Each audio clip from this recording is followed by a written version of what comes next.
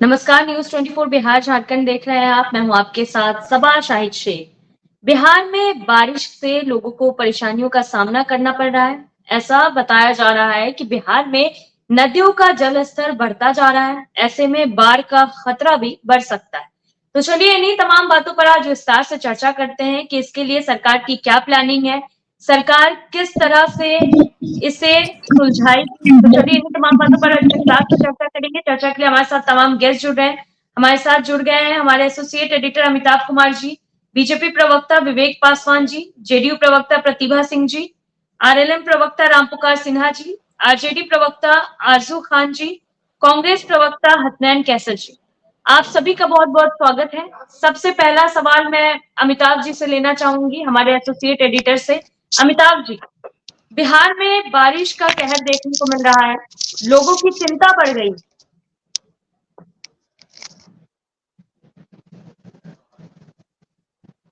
अमिताभ जी, हाँ सब हाँ जी, सवाल बिहार फिर में से सवाल दोहराएंगे। जी, मेरा सवाल है आपसे कि बिहार में बारिश का कहर देखने को मिल रहा है, लोगों की चिंता बढ़ गई है क्योंकि बताया जा रहा है कि नदियों का जल स्तर बढ़ता जा रहा है। हाँ बिल्कुल, देखिए ये जो बाढ़ के जो हालात बने हैं अभी, वो खासकर जो सीमांचल के नेपाल के तराई वाले जो इलाके हैं और नेपाल में जो बारिश लगातार हो रही है, उसकी वजह से जी। गंडक, बागमती, कोसी जो नेपाल से बह के आने वाली जो नदियां हैं, वहाँ स्थिति जो है बाढ़ के हालात बन गए हैं। और देखिए, वाल्मीकि नगर बराज से 3.5 लाख क्यूसेक पानी छोड़ा गया था। उसके बाद जो था आस पास के जो इलाके हैं, वो उनपे वहां पे बाढ़ का स्थिति होता है। हालांकि अब वो पानी जो होता है, अब वो आगे की ओर बढ़ गया है, उसका असर पड़ रहा है। चाहे वो बूढ़ी गंडक हो में ज्यादा असर देखने को मिलेगा, वो मोतिहारी हो गया, गोपालगंज हो गया, सिवान हो गया, छपरा हो गया। दूसरी तरफ बागमती का भी के चलते जो है शिवहर का जो आसपास का इलाका है, वहां पे बागमती नदी की धारा में काफी कटाव शुरू हो चुका है। इसके अलावा जो कोसी नदी का है, तो ये वो इलाका है जो लगभग हर साल बाढ़ से प्रभावित होते हैं। और बाढ़ से प्रभावित होने के चलते यहाँ पर जो लोग हैं उन्हें भी पता होता है कि जैसे ही बारिश की शुरुआत होगी, उसके बाद इस इलाकों में बाढ़ की स्थिति बनेगी। और एक तरह से कहें कि वहाँ के लोगों के लिए नीति बन चुकी है।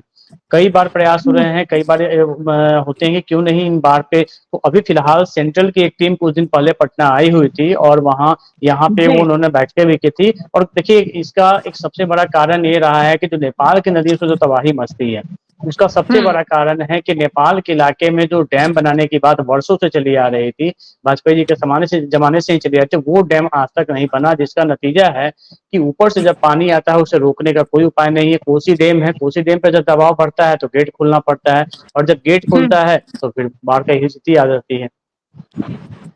चलिए ठीक है अमिताभ जी, फिर आपका रुख करेंगे, सीधा रुख करते हैं रामपुकार सिन्हा जी का।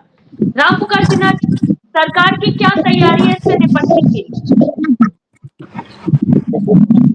हमारी सरकार स्तर पर बाढ़ से निपटने के लिए तैयार है। और जहां तक अपने न्यूज 24 आ भी रहे हैं, हमारे अमिताभ ने बताया है कि जो विभिन्न जिलों में बाढ़ का जो असर आ रहा है, उसमें चंपारण इलाका है, सीतामढ़ी शिवहर इलाका है। ये इन तमाम इलाकों में जो नेपाल की जो पानी वर्षा के बाद जो बढ़ा है जलस्तर, उससे उधर बहुत बड़ी समस्या उत्पन्न हो गई है। लेकिन हमारी सरकार ये पूरा अपना प्रबंधन मुस्तैदी के साथ बाढ़ की समस्याओं से निजात के लिए लगे हुए हैं। मैं देख रहा हूँ, मैं विभिन्न के माध्यम से कि बहुत सारे विद्यालयों में हैं, वहाँ जाने में असमर्थ है। बहुत ऐसे गाँव में बाढ़ का पानी आ गया है। हमारी और जितना भी अवसर होगा, हम सरकार के माननीय नीतीश कुमार जी इस मामले में बहुत संगीन रूप से तत्पर हैं और अपने पूरे बाढ़ पीड़ितों को कोई असुविधा नहीं हो, सारी सुविधा मुहैया कराई जाए। इसके लिए हमारी बिहार के एनडीए गठबंधन की सरकार, माननीय मुख्यमंत्री लगे हुए हैं। और इनके कैबिनेट के जितने हैं, आपदा प्रबंधन को जो हमारे अधिकारी देख रहे हैं, सभी लोग लगे हुए हैं कि बाढ़ पीड़ितों को उचित स्तर पर उनका मुहैया होनी चाहिए, जो तिरपाल की व्यवस्था होनी चाहिए, यहाँ तक कि खाने पीने में कोई समस्या नहीं उत्पन्न होनी चाहिए। इन तमाम सुविधाओं के लिए हमारी सरकार संकल्पित है।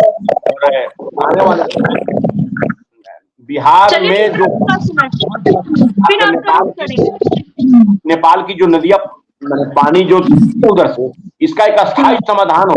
अमिताभ भाई बता रहे थे कि अटल बिहारी वाजपेयी की सरकार से ही समाधान के लिए तत्पर है, तो हमारे आदरणीय मुख्यमंत्री नीतीश कुमार जी इस पर में बहुत कोई अच्छा व्यवस्था होगा कि हमारे बिहार में जो लोग हैं उनको बाढ़ से निजात मिले।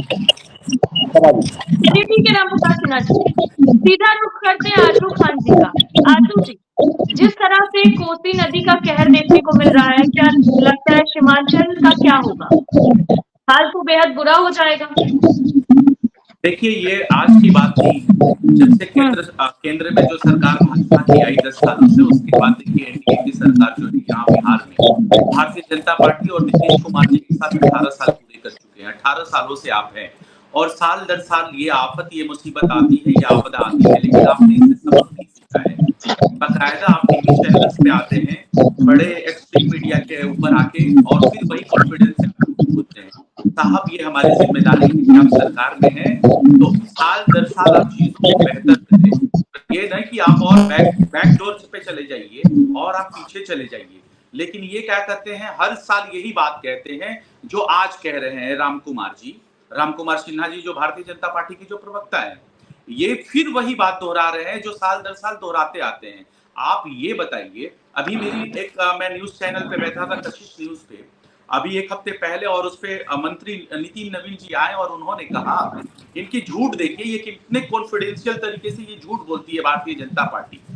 ये लोग कहे, नितिन नवीन जी ने कहा कि हम आपदा में पटना के लिए हेल्पलाइन नंबर जारी करेंगे कि अगर हैवी रेनफॉल होता है, हैवी रेनफॉल तो आप नोट करिएगा कि हैवी रेनफॉल होता है तो कम से कम वक्त में ज्यादा से ज्यादा क्यूसेक पानी को हम घंटों में निकाल सकें, और ये व्हाट्सएप नंबर भी जारी करेंगे। लेकिन हमने देखा अभी 3 दिन 4 दिन पहले की बात है, रामकृष्णा नगर में 3 दिन तक पानी लगे रहे। नितिन नवीन जी एज ए कैबिनेट मिनिस्टर आके टीवी स्क्रीन पे झूठ बोलते हैं और ये हेल्पलाइन नंबर जारी करते हैं। अभी हेवी रेनफॉल नहीं हुआ है, मैं पूरी तरह से आपको बता दूं, आश्वस्त कर दूं राम कुमार जी कि अभी पटना में हैवी रेनफॉल नहीं हुआ है, लेकिन उसके बाद भी आप जाइए रामकृष्णा नगर में, देखिए अभी भी पानी आपको मिल जाएंगे। तो आप तो ऐसे कॉन्फिडेंशियल झूठ बोलते हैं। दूसरी बात रही, आप लोग तो ये भी कहते हैं कि अगर बिहार में पुल गिरते हैं, आपकी सरकार के जीतन राम मांझी और भी कैबिनेट के मिनिस्टर्स लोग, कि इसमें विपक्ष का हाथ है। आप लोगों को मतलब कुछ और नहीं समझ में आता है। यहाँ बिहार की आवाम, बिहार की जनता आपको देख रही है, आप इसके लिए बेहतर जवाब दें। और अगर आप सत्ता में हैं, शासन में हैं, सरकार में हैं, अगर आपसे नहीं संभलता है तो आप फिर गद्दी छोड़ दीजिए। हर साल हम टीवी डिबेट पे आके वही पुरानी बातें दोहराएंगे कि नेशनल केंद्र से एक टीम आई थी और उसने ऐसे रेस्क्यू किया, तो हम बाढ़ में गए तो बाढ़ में ऐसे रेस्क्यू करें। 18 साल में आपको नहीं समझ में आता है कि आपने बिहार की आवाम के लिए, जनमानस के लिए आपने बेहतर काम किया या नहीं किया। अगर नहीं किया है तो आप कब करिएगा, इसकी जवाबदेही आपकी है, क्योंकि आप शासन में, आप सत्ता में। चलिए ठीक है आजू जी, विवेक जी से जवाब ले लेते हैं। विवेक जी, कुछ तैयारी है आप लोगों के लिए? आप लोगों के पास प्लान क्या है? इतने सारे आरोप भी लग चुके हैं। विवेक जी म्यूट कर लीजिए, अनम्यूट कर लीजिए, म्यूट पे हैं।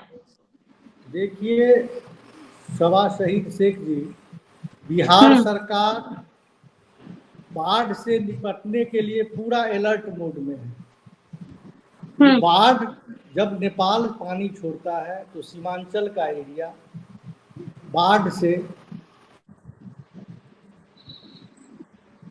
पड़ता है, ये प्राकृतिक आपदा है। बिहार सरकार बाढ़ से निपटने के लिए लोगों को शुद्ध जल मिले, स्वास्थ्य क्षेत्र में दवा मिले, पशुओं को चारा मिले, इस सारी समीक्षा कर लिए। रही हमारी, अभी राजद के प्रवक्ता भाइयों ने बोल रहे थे, इनके शहजादे जब भी बाढ़ आते हैं, लालू यादव के शहजादे आदरणीय तेजस्वी जी, जब बाढ़ आते हैं तो पिकनिक बनाने बाहर चले जाते हैं। और ये मैं देहाती खुरपी का गीत, अभी सीमांचल बाढ़ की बात हो रही है। चिराग पासवान जी के बारे में आप बताइएगा कि वो प्रिंस है, शहजादे हैं या नहीं कर रहे हैं। आप भाई, आपको सम्राट फोबिया चौधरी हो के बारे गया में है क्या? बताइएगा कि वो प्रिंस है, आप राजकुमार ये है, शहजादे हैं या नहीं है? ये आप सरकार बताइएगा। अस्थायी है साध्वी और साध्वी चलेगा, चौधरी के बारे में और बताइएगा बाढ़ से कि वो निपटने के अशोक लिए चौधरी बिहार की सरकार शहजादी पूरा है, अलर्ट मोड में है। राजकुमारी है या नहीं और है? आप ये जो गीत गाते हैं, आप अपने शहजादे से कहिए ना, कब बाढ़ पीड़ित से मिलने गए हैं वो? आप अपने शहजादे से पिकनिक कहिए ना मनाने साहब। चले जाते हैं बाढ़ के समय आपके में। नजर में रही चिराग बात, पासवान शहजादे हैं या नहीं है? आपके सुनिए, नजर में आप मुझे चिराग विवेक पासवान जी को बोलने शहजादे हैं दीजिए, या नहीं आपसे है? जवाब ले लेंगे। प्रिंस राज आप बोल आपके रहे नजर हैं, में देखिए, शहजादे हैं या नहीं है? सवा पशुपति शेख जी, पारस आपके नजर में शहजादे हैं या नहीं सुनिए है? सुनिए सुनिए सुनिए, सुमन जब आप माझी बोल रहे आपके हैं तो नजर आप में शहजादे सुनने का हैं या क्षमता नहीं है? रखिए, सुनने आप का बात करिए क्षमता मुद्दे रखिए, की। आप बात सुनने करिए की मुद्दे क्षमता की। रखिए, मैं मुद्दे पे बात सुनने कर का रहा हूँ, आप क्षमता मुद्दे की रखिए। बात करिए। आपका शहजादा समय आएगा तो राजकुमार आप आप बोलिएगा, भी हैं। आपका समय आएगा तो बोलिएगा, अभी मेरा समय है। नहीं तो आप हाँ, गलत, रही बात अगर मैडम बाढ़ से, आप अभी डिबेट को हमारे, दूसरी तरफ चेंज करिएगा तो मैं आपको मार्गदर्शन दूंगा। आप कहाँ नितिन नवीन पटना में हैप्पी रेनी, यहाँ सीमांचल की बात हो रही है, आप कहाँ ले गए डिबेट को? वो मिनिस्टर आपको नहीं कम है से कम आपके। केंद्रित होना चाहिए। अरे मैंने एक एग्जाम्पल दिया आपको एक एग्जाम्पल दिया मैंने कि आपके सुनिए, मिनिस्टर अभी झूठ बोलते हैं ऑन टीवी। सुनिए सुनिए, ऑन नहीं टीवी नहीं, आपके मिनिस्टर झूठ बोलते हैं। वो अभी अभी पटना अभी का पानी निकाल नहीं पा रहे हैं, वो पूरे बिहार अमिताभ प्रदेश के भाई पानी बोल को रहे क्या थे, निकालेंगे? सुनिए, अमिताभ भाई बोल रहे थे, जो एक केंद्रीय टीम भी आई है, तुम सवा शेख जी, बाढ़ के अस्थाई निदान के लिए केंद्र सरकार उस ओर काम कर रहा है, पड़ोसी देश से बातचीत भी चल रही है, तो बाढ़ का कैसे स्थायी निदान हो, इस पर बिहार सरकार और केंद्र सरकार दोनों चिंतित है और इस दिशा में काम भी कर रहे हैं। रही बिहार में सीमांचल एरिया में बाढ़ की बात, तो सरकार इस पर पूरा संवेदनशील है और उससे निपटने को तैयार है। चलिए ठीक है विवेक जी, हमारे एसोसिएट एडिटर के पास भी कुछ सवाल हैं। अमिताभ जी, मुझे इनका नहीं जवाब दे देखिए, दीजिए। जी आशु जी जवाब ले लीजिए, फिर अमिताभ जी का रुख करेंगे। जवाब दे थोड़ा दीजिए, सा बोलिए। जी आशु जी बोलिए। मैं ये कह रहा था, देखिए हम डिबेट कर रहे हैं एक संवेदनशील मसले पे, और वो मसला है बिहार में बाढ़ का, बिहार में पुल का। और ये इन्होंने संबोधित किया तेजस्वी जी को राजकुमार कहते हुए, शहजादा कहते हुए। तो सबसे पहले ये जो प्रवक्ता है ये क्या बताएंगे कि चिराग पासवान उनके नजर में शहजादे या राजकुमार है? सुनिए, एक मिनट, सुमन माझी इनके नजर में शहजादे या राजकुमार है? क्या तानवीर चौधरी, विजय चौधरी की बेटी इनके नजर में विवेक जी बोलने शहजादी दीजिए, या फिर जवाब दे राजकुमारी है या दीजिएगा। नहीं? ये डिबेट को दूसरी तरफ ले जा रहे हैं। अरे इस देश के शहंशाह से सवाल करने की हिम्मत है? इस देश के शहंशाह से सवाल करने की हिम्मत है आपके अंदर? नहीं, आरजू खान जी और विनोद जी दोनों, आप विषय से विषयांतर मत करिए इस डिबेट को। ये विषय वो नहीं है, विषय से विषयांतर आप मत कीजिए। जो विषय लेके हम बैठे हैं उस विषय पे चर्चा करें, वो ज्यादा बेहतर होगा। मैं भी यही चाहता हूं। सभा पहले जो बाकी दो मेहमान हमारे बचे हुए हैं वो अपनी बातें रख ले, उसको फिर डिबेट को हम लोग आगे बढ़ा देंगे। प्रतिभा जी हैं। जी बिल्कुल। प्रतिभा जी, क्या तैयारी है बाढ़ से निपटने के लिए? शोभा जी, राज्य सरकार आदरणीय नेता श्री नीतीश कुमार जी की जब से सरकार बनी है बिहार में, हमेशा मुस्तैद रहती है प्राकृतिक आपदा से निपटने के लिए। अब ये बाढ़ पर जो विपक्ष बड़ा है तो मचाता है, तो प्राकृतिक आपदा और विपदा पर किसी का वश नहीं होता। सवाल है कि सरकार किस तरीके से उससे निपटती है। तो आदरणीय नीतीश कुमार जी लगातार हवाई सर्वेक्षण कर रहे हैं और उस हिसाब से अधिकारियों को दिशा निर्देश दे रहे हैं। तो निश्चित रूप से मैं आश्वस्त करना चाहती हूँ विपक्ष को और बिहार की जनता को आपके चैनल के माध्यम से कि सरकार परवाह कर रही है, सरकार इस पर काम कर रही है। पड़ोसी देशों के साथ बातचीत हो रही है सरकार की और पड़ोसी राज्यों से। तो इसलिए आश्वस्त रहे विपक्ष, सिर्फ बोले नहीं बल्कि इसमें उनकी भी भूमिका और उनका भी सहयोग अपेक्षित है। वो भी बिहार के नागरिक हैं। हम अपनी भूमिका से कब पीछे हट रहे हैं? हट ही तो रहे हैं। अरे भाई हट ही तो रहे हैं। साथ देने के बजाय आप कटाक्ष करते रहते हैं। मैं बताता हूँ ना, सरकार आरजू खान जी आएंगे आपके पास, फिर आएंगे। पहले जिनका समय है उनको बोलने दीजिए। सरकार मुस्तैद है, सरकार मुस्तैदी के साथ काम कर रही है। चलिए ठीक है। कैसर साहब भी हमारे साथ है। कैसर साहब जी हसनैन कैसर जी का रुख करते हैं। हसनैन कैसर जी, क्या लगता है, जिस तरह से प्रतिभा जी ने अभी बताया, सरकार तैयारी में है, सरकार निरीक्षण कर रही है, काम होगा कुछ, बाढ़ से बचाया जाएगा लोगों को? मैडम सबा, ये एक चीज देखिए, बाढ़ तो इसी साल तो नहीं आया है। प्रतिवर्ष बाढ़ आते हैं, और प्रतिवर्ष जो है योजनाएं बनती हैं, प्रतिवर्ष जो निरीक्षण होता है, और प्रतिवर्ष जो है दूसरी सरकारों से या दूसरे देश के लोगों से बात भी होती है। क्या आपने पटना में जो बाढ़ आया तो उसको भूल गए? नॉर्थ बिहार में बिहार की जो है 76% पॉपुलेशन रहती है, और प्रतिवर्ष बाढ़ आते हैं। और जब भी आप जो है सरकार से सवाल कीजिएगा तो वो पहले वाली सरकारों की बात कर लेंगे। भाई, आपको मौका मिला, आप उस पर बात कीजिए। 76% जो पॉपुलेशन बिहार की रह रही है, प्रतिवर्ष बाढ़ को झेल रही है, आप जो उसके लिए क्या काम किया ये बताइए। जो भी आप सरकारें बना, कितने दिनों से, लंबे समय से हैं आप, हर साल आता है। निरीक्षण करने से ही योजनाएं तो नहीं बन जाती। आपने आपदा प्रबंधन बनाया है, वो कितना सुचारू है, इस बात का जवाब दीजिए आप। वो आना नहीं चाहिए। आप बांध बनाते हैं, हमको पता होता है बांध में जो है 2.5 गुना तेजी से जो है वो धारा प्रवाह होती है, और नए बांध टूटते हैं, बनते हैं, फिर टूटते हैं, उसके बाद प्रबंधन किया जाता है। क्या आम लोगों के पहले, क्या हमारा ये जो कोई भी आपदा प्रबंधन बनाने का मकसद ये होता है कि जो आपदिक जो नेचुरल डिजास्टर्स आते हैं उसके पहले हम प्रबंधन कर ले। आप बगल का देश बांग्लादेश है, वहां सबसे ज्यादा सुनामी तूफान आते हैं, और पूरी दुनिया में जो है उसकी प्रशंसा की जाती है कि सुनामी से पहले वो बचा लेते हैं अपने लोगों को। तो ये प्रबंधन हमारे पास बिहार में होना चाहिए कि हमें पता है बाढ़ एक प्राकृतिक आपदा है, कैसे उसको बचा जा सकता है। ये आने के बाद है तो बस सिवाय जो है राजस्थान देश के, बिहार राज्य के पैसे की बर्बादी के अलावा कुछ नहीं नजर आता है। आप उसको पहले रोके, आप उसको कैसे, जो पुराना बांध है उसको कैसे ठीक करें। आपके इतने सारे पुल टूट रहे हैं पानी के प्रवाह की वजह, तेज रफ्तार की वजह से, उसको कैसे सही करें। वाद को बर्बाद करने से क्या फायदा है, एक दूसरे पे इल्जाम लगाने से पहले आपको जो जिम्मेदारी दी गई है उस जिम्मेदारी का वहन करें आप। और वो हम कर रहे हैं, वो कर रहे हैं, ये खाली खाना पोती यार, सिर्फ किसी को उल्टा सीधा बोलते रहना और किसी पर आरोप प्रत्यारोप करते रहना, इससे बिहार के वासियों के मसले हल नहीं होंगे। बहुत सारे अभी देखिए, जितने जो फसल लगे तो सारे डूब गए। ये किसका नुकसान है? यहाँ के किसान का नुकसान है, यहाँ की जनता का नुकसान है, यहाँ की सरकार का नुकसान है।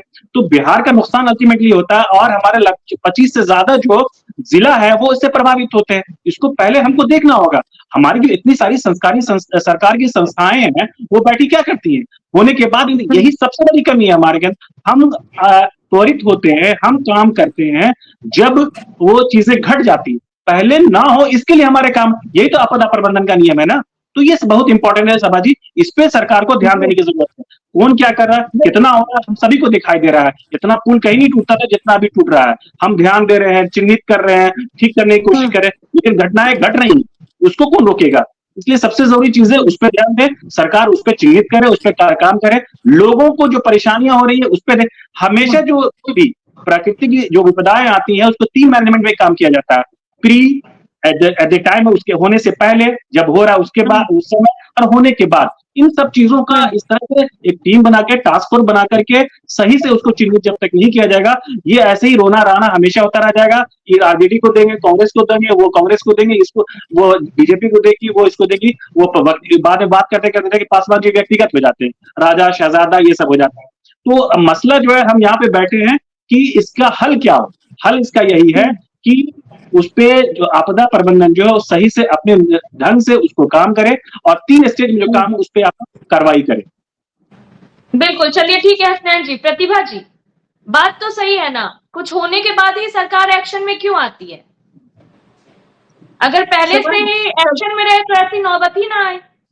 शबा जी, ऐसा है ना, बिहार की जो भौगोलिक स्थिति है उससे कोई अपरिचित नहीं है। हम सभी परिचित हैं कि बिहार की भौगोलिक स्थिति कैसी है। थोड़ी सी बारिश, अगर बारिश नहीं हुई, सुखाड़ आ जाता है, थोड़ी सी बारिश होती है, कुछ इलाके डूब जाते हैं। तो ऐसा नहीं है कि सरकार उससे अनभिज्ञ और सरकार काम नहीं कर रही है, सरकार उस पर काम कर रही है। विपक्ष कहता है आने से पहले काम कर लेना चाहिए। अरे भाई, बुखार से पहले आप दवा खा लेंगे क्या? सीजन है, बुखार आ जाएगा। अरे बारिश पानी आता है, ये मैंने इलॉजिकल बात बोल रही है, इलॉजिकल बात है। सरकार काम कर रही है कि नहीं देखना है ना। बुखार नहीं आता सबको, हर साल सरकार काम कर रही है ना। नहीं हो पाता सबको, देश का लेकिन किसान- बाढ़ हड़ताल आती है देश का और किसान- अब आंकड़े उठा के सरकार मुस्तैद है, सरकार मुस्तैदी से काम कर रही नहीं, है। देखिए आपके हाय तौबा मचाने से चीजें संतुलित नहीं हो जाएंगी ना। काम करने से चीजें संतुलित होंगी ना, काम करने से उसका समाधान होगा ना।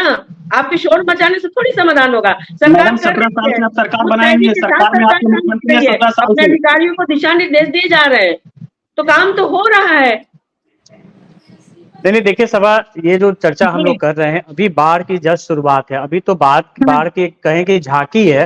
अभी आया ही नहीं है। पूरा सीजन जो है बाकी है। अभी ये बाकी सिर्फ है। झांकी आ रही है। और ये जो समस्या है, ये न तो 5 साल की है, न 17 साल की। ये आजादी के बाद से ही, लगभग 1973 से ही ये बात चल रही थी कि कोसी डैम नेपाल में जब तक बांध नहीं बनाया जाएगा। इंदिरा गांधी के समय में बात हुई थी, उसके बाद अटल बिहारी वाजपेयी के समय में कमेटी बनी थी, वहां पे वार्ता नेपाल सरकार से हुई थी और बात चल रही थी। क्योंकि जो परिस्थिति, जो भौगोलिक स्थिति है, यहाँ जो बाढ़ वाले जो प्रभावित इलाके हैं, देखिए गंगा नदी में पानी तब बढ़ता है जब उत्तराखंड में, यूपी में बारिश ज्यादा होगी तो वो यहाँ पे पानी का फ्लो बढ़ता है, और उसके बाद जो तराई दियारा के जो इलाके हैं वो प्रभावित है। लेकिन सबसे ज्यादा जो तबाही होती है बाढ़ से, वो ज्यादा तबाही होती है जो नेपाल से बह के जो नदियां आती हैं, उन नदियों के चलते, कोसी है, बागमती है, इन नदियों के चलते, गंडक है, नारायणी है, ये नदियों के चलते ये बाढ़ आती है। और उसका सबसे बड़ा कारण क्या है कि अगर हम देखें तो वाल्मीकि नगर बराज जो उधर से गंडक नदी, जो नारायणी नदी है, उनकी पानी को रोकता है।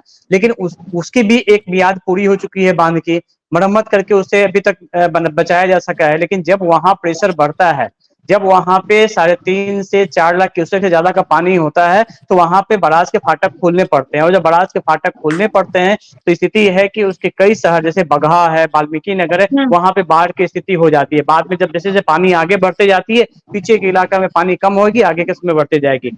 वही स्थिति बागमती की है, वही स्थिति कोसी नदी की है।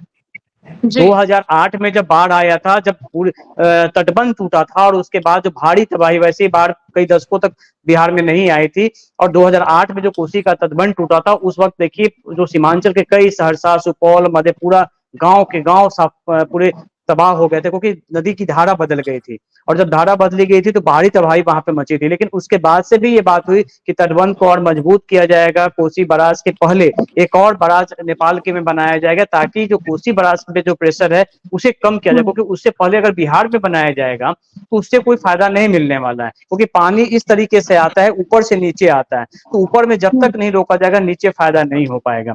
तो ये स्थिति बनी हुई है, और ये समस्या वहां सभी जानते हैं, चाहे कोई पॉलिटिकल पार्टी ऐसी नहीं, जिसकी भी सरकार रहे, सब लोग जानते हैं। लेकिन स्थिति ये बन गई है कि देखिए अभी जो तबाही शुरू हुई है वो बिल्कुल फौरी, अभी कहेंगे अभी हम ये पहले हमें भी लगता था कि नेपाल में बारिश, नेपाल ने पानी छोड़ दिया। नेपाल पानी नहीं छोड़ता है। नेपाल के पास से पानी जब बिहार में आता है तो उसे रोकने का उसके पास कोई साधन नहीं है। और जो साधन है हमारे पास है, तो हम नीचे में कितना पानी, ज्यादा पानी को प्रेशर रोकेंगे तो तटबंध बढ़ जाएंगे, और वही होता है। उसके बाद यहाँ तबाही मचती है।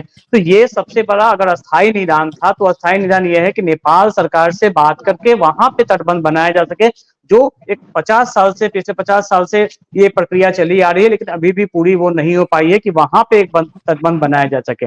और देखिए जो कोसी का इलाका हुआ या फिर बाढ़ का इलाका, जो प्रभावित इलाका है, वहां पे कुछ खास ऐसे इलाके हैं जो पहले से चिन्हित होते हैं कि जहाँ पे अगर पानी जैसे ही बढ़ेगा, वहां पे वो इलाका जो है डूब जाता है। वो इलाका डूबेंगे, वो प्रभावित इलाका माना था, वहां के लोग भी इसके वेचुल होते हैं। लेकिन अब जो नया इलाका बन रहा है, राम पुकार जी हैं, इनका जो जहाँ पे हम भी पिछले चुनाव में मैं गया था, तो इनके इलाके में गया था, तो इनके पास बागमती की धारा है। अब सोचिए कि शिवहर को सीतामढ़ी से जोड़ने के लिए जो पुल है वहां पे, वो बांध अभी बन रहा है, वर्षों से वो बांध बन रहा है। और मुझे नहीं लगता है कि पानी शुरू होने के बाद वो बिल्कुल तरह से दोनों तरह से संपर्क बिल्कुल टूट जाता है वहां पे, और इस बार भी टूटा होगा। इसी तरीके से आप ले लीजिए कि तो गंडक और नारायणी नदी का जो है, वहां पे जो नदी है, वहां भी काफी तेजी से वो बढ़ता है पानी, और पानी आगे की ओर बढ़ते जाता है। अभी फिलहाल वहां पे कम हो रहा है। अब कल रात से फिर नेपाल में बारिश शुरू हो गई है, फिर पानी का रफ्तार जो है बढ़ेगा, उसकी तबाही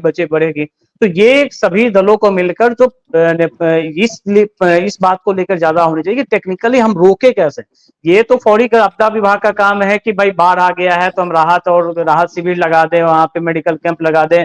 और वहां पे आप देखिए कि अब आप पटना से उत्तर बिहार की तरफ अगर चल जाइएगा, तो अब जितने गांव के लोग जो हैं, जो डूबे लोग हैं, सब लोग एनएच पे आ जाएंगे। एनएच पे पूरा कैंप चलना शुरू हो जाएगा वहां पे। अब वो पिछले अगले 4 महीने तक वो सड़क पे ही उनका पूरा आशियाना रहेगा, क्योंकि पूरा गांव जो है वो डूब जाएगा। पटना से अगर हम जाएं पूर्णिया की सड़क पर, मतलब पूरा पूर्णिया जो एनएच है, तो ये स्थिति आप साफ तौर पे देख लीजिएगा।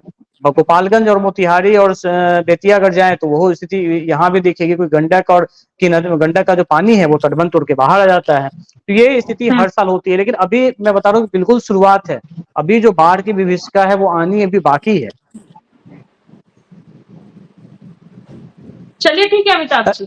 अच्छा राम पुकार जी, मुझे लगता है चूंकि आपका जो इलाका है वो नेपाल से सटा हुआ है, तो आप बाकी लोगों को बता पाएंगे कि स्थिति एक्चुअल में क्या होती है। हम इसे पार्टी पॉलिटिक्स लाइन से अलग अगर हम कुछ जानकारी के लिहाज से बात करें तो आपको ज्यादा जिस तरह से बागमती में कटाव जारी है और काफी तेज कटाव उसमें होता है, गाँव के गाँव अपने पेटी में बहा के ले जाती है। अमिताभ भाई, आप बिल्कुल सही बात बोल रहे हैं। राजनीति से ये मैं बतला दूं कि चंपारण के इलाकों में और खासकर सीहोर, सीतामढ़ी और कोसी का जो इलाका है, वाकई में अगर नेपाल वाली पानी की समस्या का समाधान नहीं हुआ तो बिहार में 25 वर्ष एक मंजर की तबाही रहेगी। इसमें कहीं कोई आप अच्छा एनालिसिस किए हैं। इंदिरा गांधी जी की सरकार से लेकर अटल बिहारी वाजपेयी जी की सरकार से लेकर अभी तक ये भारत और नेपाल के बीच का जो एक अस्थायी समस्या का समाधान होना चाहिए, बाढ़ का निवारण कैसे हो, ये दोनों खासकर भारत और नेपाल दोनों देशों के उच्च अधिकारियों को इस पर एक संज्ञान लेना चाहिए और इस पर एक नीति निर्धारण करना चाहिए। नहीं तो हर साल इतनी बिहार में जो बाढ़ में खर्च हो जाते हैं, जो बजट समाहित होकर वो बर्बाद हो जाता है, उसका कोई बेनिफिट नहीं मिलता है हमारे बिहार वासियों को।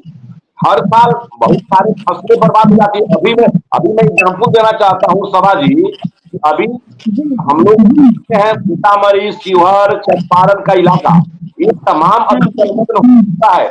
अभी पानी पूरा गंडक की पानी चंपारण में प्रवेश कर चुका है, उधर बागमती की पानी पूरा चंपारण और शिवहर के एकदम प्रवेश कर चुका है। इतना तक मैं आपको बतला जो बेलवा घाट के बारे में, शिवहर जिला, सीतामढ़ी जिला और चंपारण जिला का ये तीनों का एक उसको क्या कर सकते हैं, ज्वाइंट स्थल है बेलवा घाट।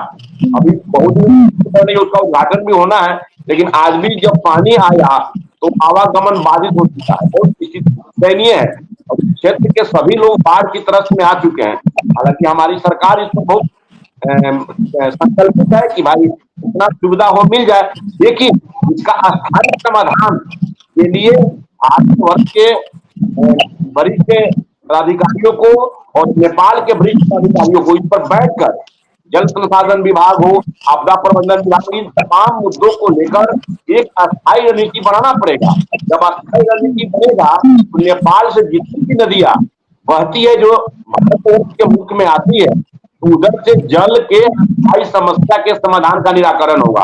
अगर ऐसी स्थिति नहीं रही तो इसी प्रकार की स्थिति बनती जाएगी और हर साल करोड़ों बर्बाद होते जाएंगे।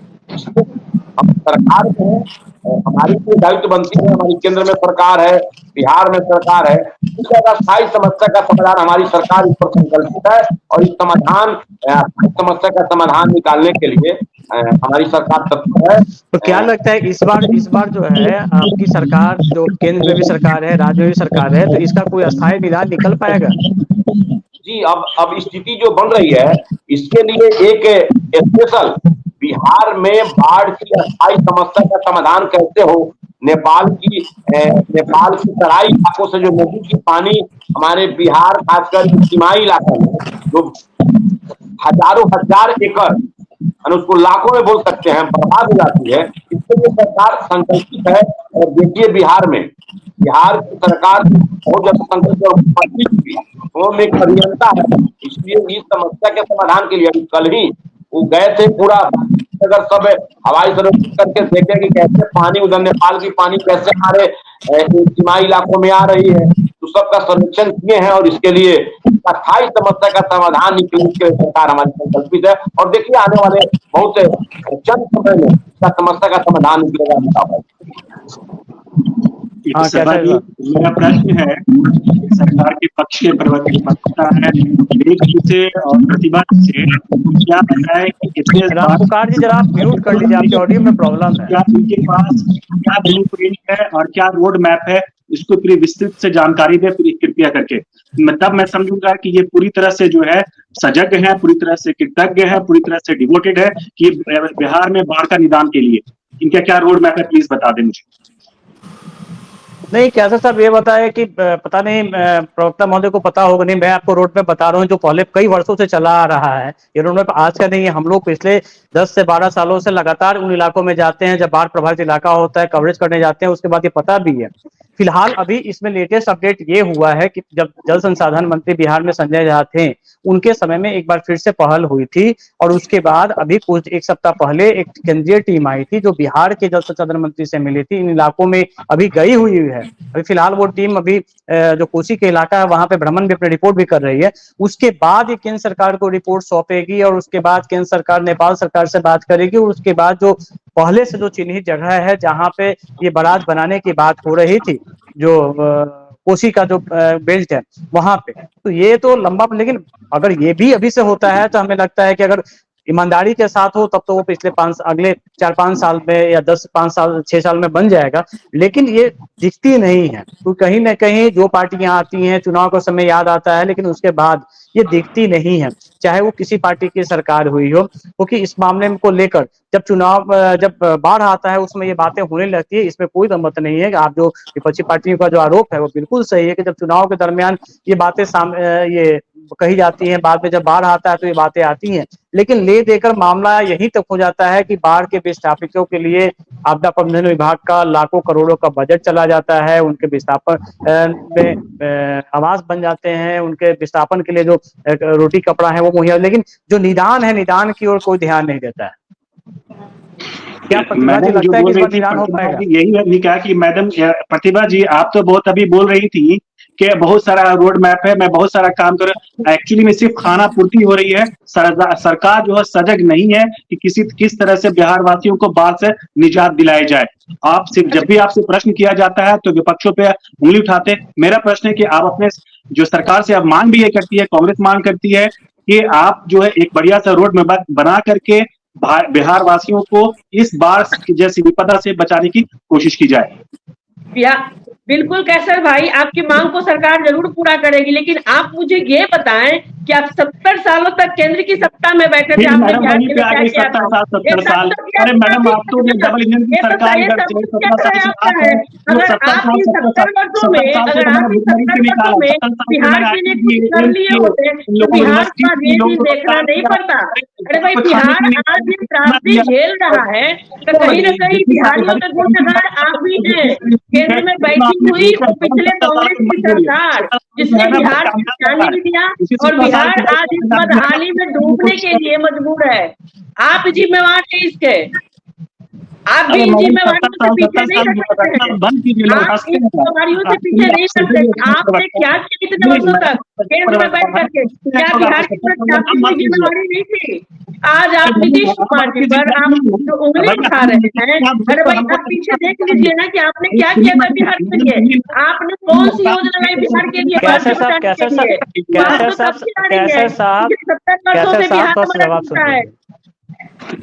आरजू खान से भी कुछ पूछ रहे हैं। बहस करके नहीं निकल सकते ना। अरे हम तो नाकाम निकले। चलिए आप तो कम कर लीजिए, असल अब तो हमको हटा दी सरकार, आपको लाई ना, आप तो है ना काम करते हैं। प्रतिभा जी समय की कमी है, आरजू जी भी कुछ कहना चाह रहे हैं, उनका भी सवाल ले लेते हैं। चश्मा बदलिए, आपको काम दिखाई देगा। देखिए आरजू जी, एक दूसरे के ऊपर आरोप प्रत्यारोप हो रहे हैं, इससे कोई मसले का हल नहीं निकलने वाला है। और मैं आपको बता देता हूं कि एनडीए जो गवर्नमेंट है जो बिहार में मौजूद है और जो देश की सत्ता पे जो काबिज है, उसके कहने में और करने में कैसे फर्क होता है। देखिए, बाढ़ की हम बात कर रहे हैं, बाढ़ से पुल भी गिर रहे हैं, बारिश से पुल भी गिर रहे हैं। पता चलता है कि प्रदेश के मुखिया 20-22 दिन के बाद उनके कान में कोई जाके सुगबुगाहट करता है तो उनकी नींद खुलती है, तब वो एक कमेटी का गठन करते हैं और उस पर जांच करते हैं। और जब जांच करते हैं तो पता चलता है कि जो टेंडर, जो ठेकेदार हैं, जो 3 करोड़, 4 करोड़ और 12 करोड़ की जो ठेकेदारी करते हैं, उनको वो ब्लैक लिस्टेड करते हैं। सबसे पहला सवाल ये है, जो बड़े लोग हैं, जैसे 1700 करोड़ का ये था आपका, 1700 करोड़ का ये करोड़ वाली जो भगवानीपुर सुल्तानपुर पुल 2 बार गिरा, आपको मालूम होगा 2022 में भी गिरा, 2023 में भी 1700 करोड़ बर्बाद हुए। उसके बाद भी उस एसपी सिंघला को ही बड़े से बड़े प्रोजेक्ट दिए जाते हैं, 3000, उसके बाद फिर नहीं अर्जू खान साहब, मैं आपको यहाँ पे एक बार रोकना चाहूंगा। पहली बार जब गिरा था तो नितिन नवीन पथ निर्माण मंत्री थे, उसके बाद 3 महीने के बाद फिर जब ये गिरता है तो तेजस्वी यादव पथ निर्माण मंत्री थे, और उसके बाद जो रिपोर्ट तैयार हुई थी, उस ना तो पहले की रिपोर्ट पे कार्रवाई हुई, ना दूसरी जो रिपोर्ट तैयार हुई उसके खिलाफ कार्रवाई हुई। और उसके पहले जो नहीं ना, मैं बता रहा हूँ, मैं चूंकि कवर किया हूँ इसलिए मेरे पास भी आइडिया है। उसके पहले 3 बड़े प्रोजेक्ट, आप ये सही बोल रहे हैं, 3 बड़े प्रोजेक्ट एसपी सिंगला कंपनी के ऊपर, लेकिन उसमें कहाँ कार्रवाई हुई? आज तक वो मलबा भी नदी से नहीं हटाया गया। आप मुझे बोलने दीजिए सर, आप मुझे बोलने दीजिए। मुझे अपनी पार्टी का पक्ष और बिहार की जनता ने मुझे विपक्ष में बिठाया है, तो मुझे अपनी आवाज को बुलंद करना है। ये तेजस्वी जी की दी हुई नौकरी की सिर्फ चर्चा करेंगे। तेजस्वी जी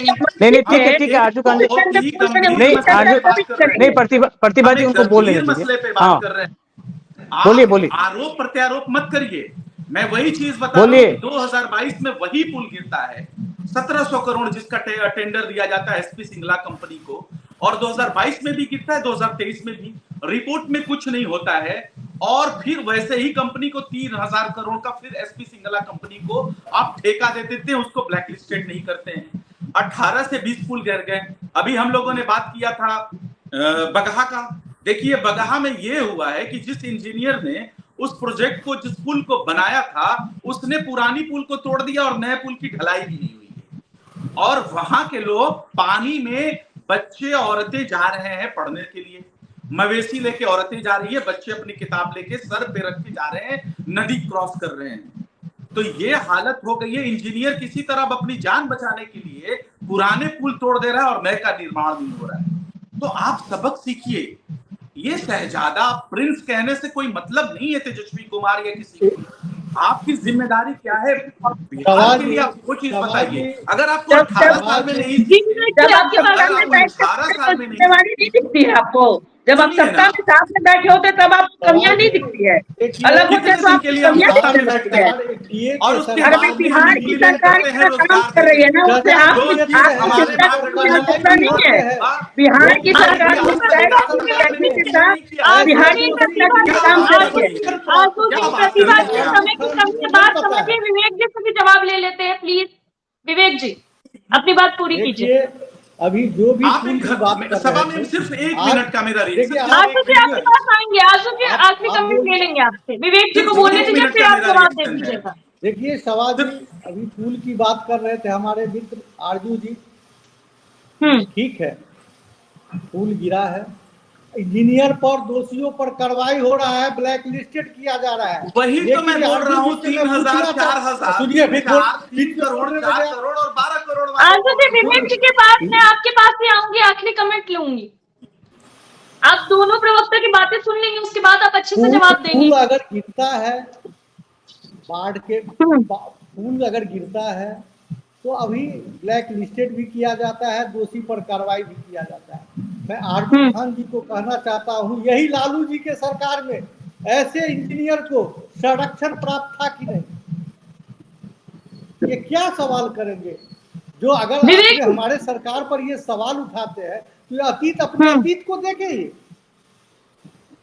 कार्रवाई होती है और दोषी को बख्शा नहीं जाता है। ये आईना मेरे पास भी है, आईना मेरे पास भी है, और हम आईना दिखाने का आपको काम करेंगे।